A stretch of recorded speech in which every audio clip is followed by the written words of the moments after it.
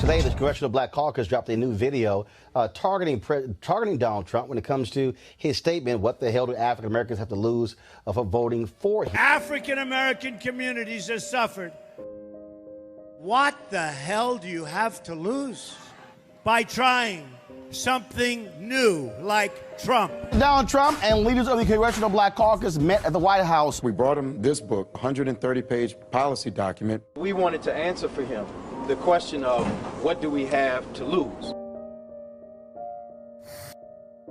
The Southern Poverty Law Center, a nonprofit that tracks extremist groups and hate crimes, has reported a rise in bias-related attacks. They were people protesting very quietly. I think there's blame on both sides. Wouldn't you love to see one of these NFL owners, when somebody disrespects our flag, to say, get that son of a bitch off the field? Words of advice to law enforcement. Please don't be too nice. Trump's rhetoric, the nature of the campaign, even the slogan, Make America Great Again, has given license to hate.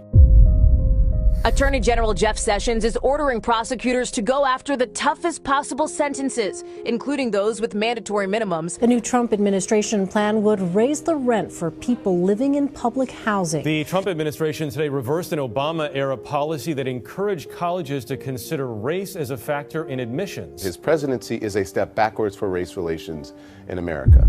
What Trump did was end $7 billion in Obamacare subsidies to insurance companies, payments designed to help them discount prices for low-income customers. You are talking about millions of people losing benefits, not just the 30 million that would lose insurance, but even people with employer-based insurance. It would repeal the insurance subsidies that are helping millions of Americans afford insurance. It would end the Medicaid expansion, and it would allow higher premiums for people with pre-existing conditions. What about that improves health care?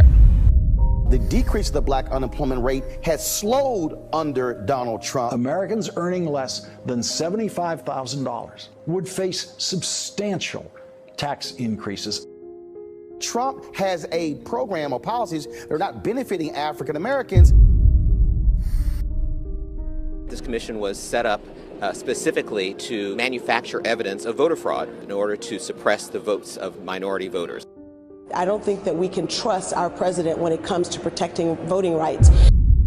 President Trump has only been in office for 9 months, and he's nominated a number of nominees. 4 of them have been found unqualified. 90% of the nominees are white, 80% are male. Some of them are far right. The person who had on his blog linked to white supremacists. He picked the one guy who has specifically written that a president, in fact, should not be the subject of a criminal investigation, which the president is right now.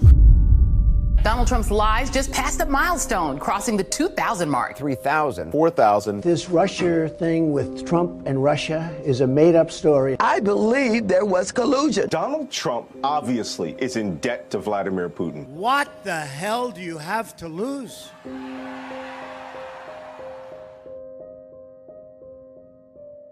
All right, folks, back to our Roland Martin Unfiltered video in just one moment. Now, a word from one of our Roland Martin Unfiltered partners. You've heard me say it before, and I will say it again. Write down this website, marijuanastock.org. That's marijuanastock.org. I'm going to tell you why it matters. Legal marijuana has grown to become a $9 billion industry in roughly 6 years. Forbes magazine predicts the market will continue to grow to nearly $50 billion in the next 10 years. So whether you like it or not, legal marijuana is a growing industry, and it is only going to get bigger. Now, if you're an investor, you get it. You look for business models that are easy to understand in industries that are trending up. Our friends at Transatlantic Real Estate made their business very simple. They buy land that supports legal marijuana operations and lease it to high-paying tenants. So you are investing in the landlord of a licensed marijuana farm. Stop working so hard for your money. Let your money start working for you by investing in the legal cannabis industry. You can invest as little as $300 up to $10,000. But you can't wait. This crowdfunding opportunity is only available for a few more days. They say that you either make things happen, watch things happen, or sit around wondering what happened. Don't be the person watching and wondering. Don't let another investment boom get away from you. It's time to make something happen for you, your finances, and your family. And don't forget my pro tip. To be included, you must complete and confirm your application.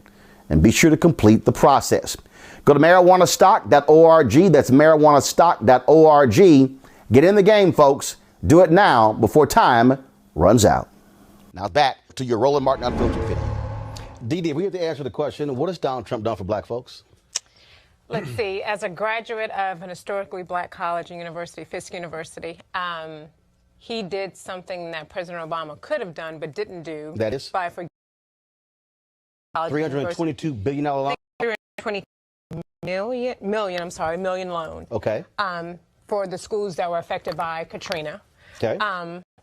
And unemployment under President, not only has minority unemployment plummeted, but the unemployment gap has narrowed 3% for African Americans and 0.8% for Hispanics. What did Trump do for that black unemployment? So for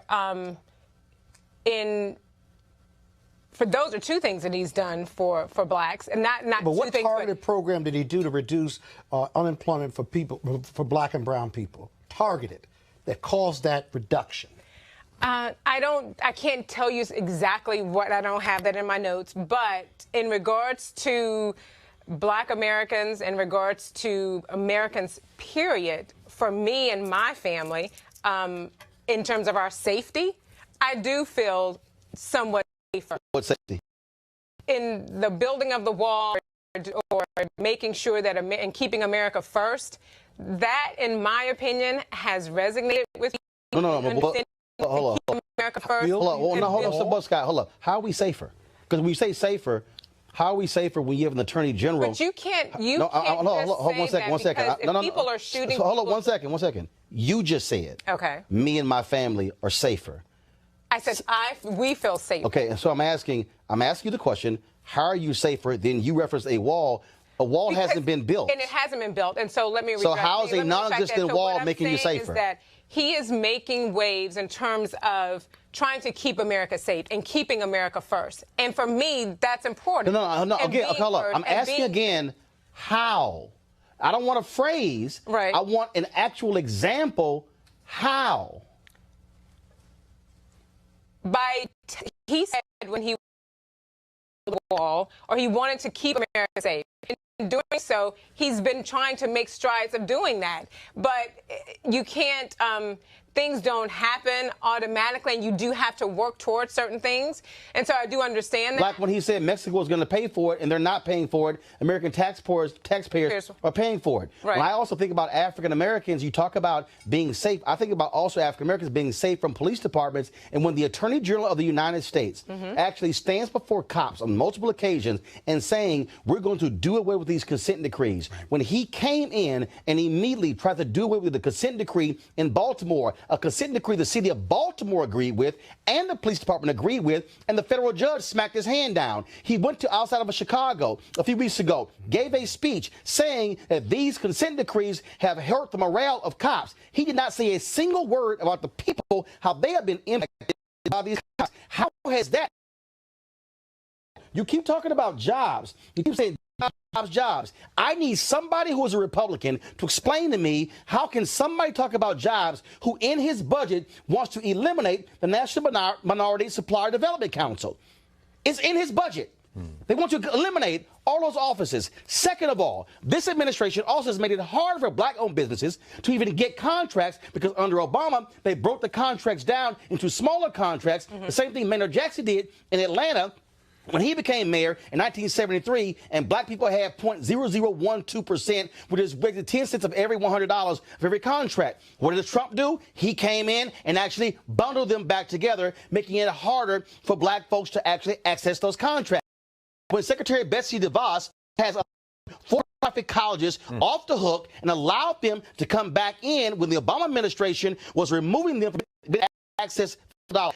That's to get rid of the Affordable Care Act, which significantly increased the number of black people who actually have, for the first time, health insurance. Not only that, what has this man done for criminal justice reform, which I'm still waiting to see? And then he said, hey, we'll take it up after the election. What has this man done when it came to the issue of voter suppression that we've seen in North Carolina, in Florida, in Mississippi, in Alabama? When the Obama administration, on their side, they sided with the plaintiffs when there was a voter ID case in Texas. 5 federal judges, 5 different judges said it was racially discriminatory, and the Trump administration on the Jeff Sessions came in and sided with Texas. Please explain to me, with all of that, I've given you at least 8 examples of help black folks. I think he's probably closer to black unity than we've been in about 40 years. Donald Trump is a hateful... And another thing. Yeah, I mean, Donald Trump is a hateful, lying, mentally ill, xenophobic con artist. And he, if nothing else, everything you listed, Roland, of course, is factual evidence. Let's just look at the intangibles. When you stand in a crowd in Mississippi and mock a white woman, when you talk about... I don't agree with that. No, it's not a matter of agreeing. I don't know. Where did you go? I don't know. Right. No, he lied. He said the only thing she remembered was having one beard. That's not only a bald-faced lie. I'm not going to say he's a liar in that regard because the man is mentally ill. At that point, he's playing to his base. His base is white supremacists. He has staffed his cabinet and his staff with white supremacists. Stephen Miller should have no business in the city of Washington, D.C. or around any decent human being. His xenophobic policies, they are trying to make America again, as if we're ever. But when he was laughed at last week, that was in part because he has started this trade skirmish, to use Warren Buffett's, he says it's not a war yet. On China. You know what China did? China began to identify his little redneck racist friends in the United States Congress, like Paul Ryan from Janesville, Wisconsin, and Senator Mitch McConnell, and they said, let's target bourbon. Let's target cranberries. The Chinese are going to eviscerate the American economy if they get a chance. And if you look at the map, there was one in the New York Times today, the communities that are going to be hurt the most are the ones that voted for Donald Trump. Scott, this is the same administration. It's the same administration. It's the exact same administration that targeted Black Lives Matter activists and actually did away with the budget to monitor white supremacists in this country, individuals who have been targeting people of color. When you've had white folks in the Midwest and white have Donald Trump has a hate and exactly how any of that benefits black people. Well, it certainly doesn't. But if you look at the rhetoric of the Klansmen, of the Nazis, of white supremacists, come on, Scott, and you look at the rhetoric of Donald Trump, as well as many in his administration, that rhetoric, they mirror one another. It's right out of the handbook of the Ku Klux Klan. That's right. But more importantly, the deeper and darker damage done to this country by Donald Trump lies in him giving license to those who don't look like me. That's right. Being comfortable, bringing it mainstream, their hate speech in regard to people of color, their not even dog whistles that we hear, their direct rhetoric of scaring their constituency. It's all based on fear that people of color are taking their jobs, even though he claims that he's been a great job creator for people of color, black and brown, but he's brought it mainstream, people of color, just based on his rhetoric. Again, Again, there wouldn't be those attacks without his rhetoric. Here's the deal, Dee. I operate in facts. Okay. I operate in facts. And if you can list a number of different things, that's fine.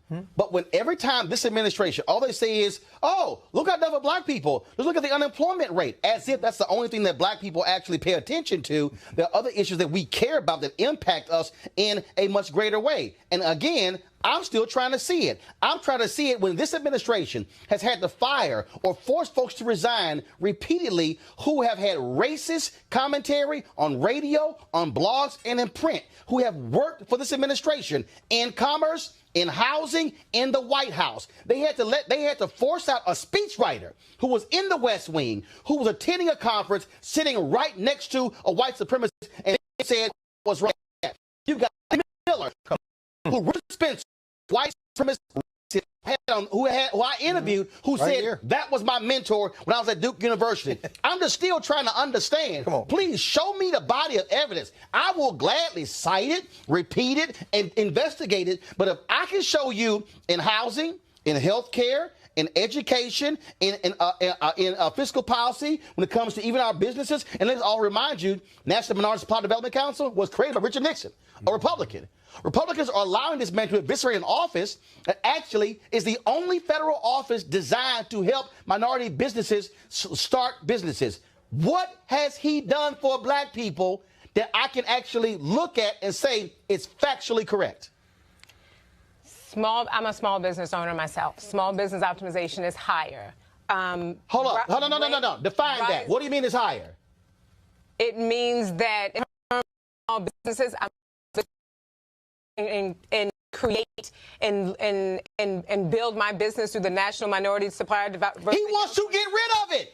And his daughter just met with the new president, Adrian, a couple of weeks ago. No. Hold on 1 second. Hold on, 1 second. There are 2.6 million black-owned businesses in America. Right. 2.5 million have one employee. 7 years ago, we had 1.9 million black-owned businesses, 1.8 million one employee. 7 years ago, we had 1.9 million black-owned businesses that had average annual revenue of $110,000. Now that we have 700,000 more black-owned businesses, they have an annual revenue of $54,000, cut in half. So please tell me what the hell has been optimized. What I'm saying is that from where I'm seating, and what I've seen, I feel as though for Bass Public Affairs and for other businesses, things have gotten better. We've been able to actually communicate. And we've been able to actually grow our business. Okay, here's the deal. But in regards to what you were saying earlier, that does your firm serve conservative interest? Hold on. Does your firm serve conservative interest? Yes. Okay. Of course your doors are open because you got a Republican who's the president. But not just conservative interests. We might be more. Wait a minute. Basic question. We are a Christian-based business, so we will do business with anyone whose views are in line with ours. So we're not going to say no, we're not going to assist, or no, we're not going to help or market someone because they're whatever. But if their views are in line with ours, then yes, we will work with them. But here's my point. I don't see the evidence in a variety of areas. With Donald Trump, I mean, let's take our pick. Hold on, no. Let's take our pick. Okay. Hold up.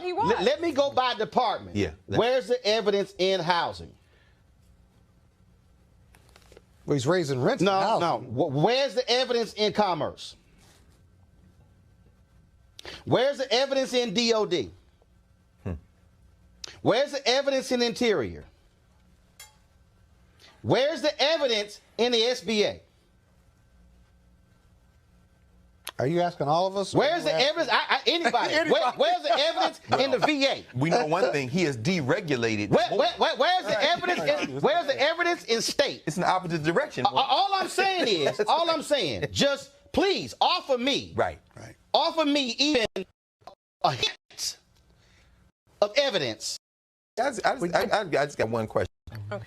Do you feel, as a conservative, an obligation to defend the Trump administration? No, and that's simple. No, then you don't have to defend it. But I would say that. What I'm saying because is they hijacked, I think, what people might consider conservatives.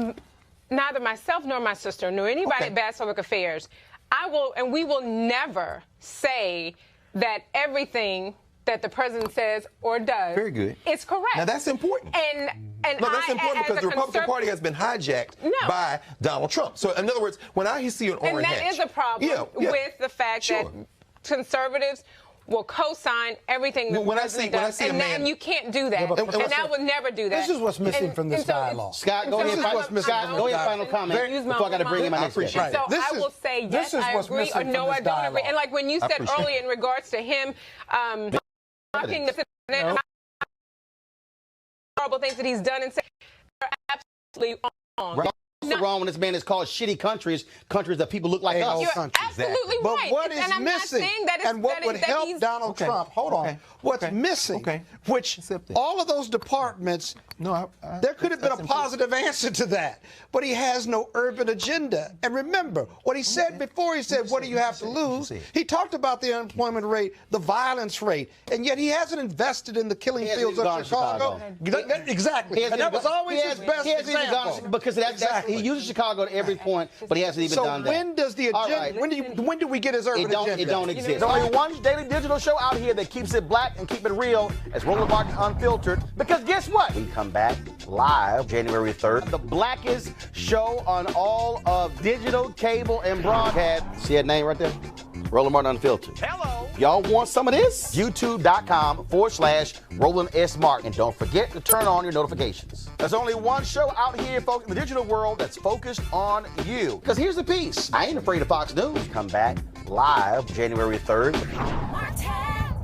You want to support Roland Martin Unfiltered? Be sure to join our Bring the Funk fan club. Every dollar that you give to us supports our daily digital show. There's only one daily digital show out here that keeps it black and keep it real as Roland Martin Unfiltered. Support the Roland Martin Unfiltered daily digital show by going to RolandMartinUnfiltered.com. Our goal is to get 20,000 of our fans contributing $50 each for the whole year. You can make this possible. RolandMartinUnfiltered.com.